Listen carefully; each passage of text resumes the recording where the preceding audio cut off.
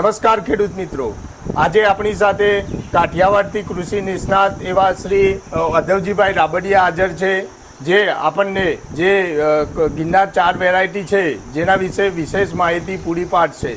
તો અધવજીભાઈ રાબડિયા. ફરીથી દોસ્તો નમસ્કાર.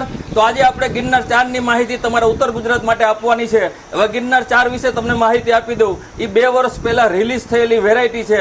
અમારા કાઠિયાવાડમાં 2 વર્ષ પહેલા ગિરનાર 4 નું વાવેતર થયું હતું. પહેલા વર્ષે 1% વાવેતર થયું, બીજા વર્ષે 10% વાવેતર થયું, અને અત્યારે 2025માં 20 નંબરને રિપ્લેસ કરી અને ગિરનાર 4 અત્યારે 20% વાવેતર થાય છે. શા માટે થાય છે એ તમારે ઉત્તર ગુજરાતના મિત્રોએ ખાસ જાણવાનું છે. જે ગિરનાર 4 ની વેરાયટી છે એ 20 નંબર ટાઈપની વેરાયટી છે ને એનાથી સુધારેલી જાત છે.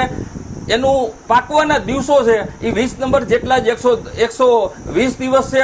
ગિરનાર 4 ની વિશેષતા એ છે કે ગિરનાર 4માં ટીકા ગેરુ અને સફેદ ફૂગના રોગ ખૂબ ઓછા આવે છે. 20 નંબર કરતા એનું 10 થી 20% ઉત્પાદન વધારે છે. એનો પાલો ખૂબ જ સારો છે. એનો પાલો એકદમ ગ્રીન કલરનો છે.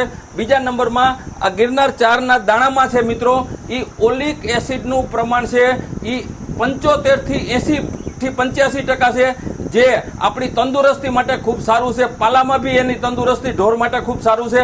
બીજા નંબરમાં આના દાણા છે એ થોડા ગુલાબી પિંક કલરના છે, જે 20 નંબરના દાણા રેડ કલરના છે. તો આ દાણાની ટકાઉ સારું છે. આ દાણા એક્સપોર્ટ બી થાય છે અને ઉત્પાદન 20 કરતા 15 થી 20% વધારે આવે છે.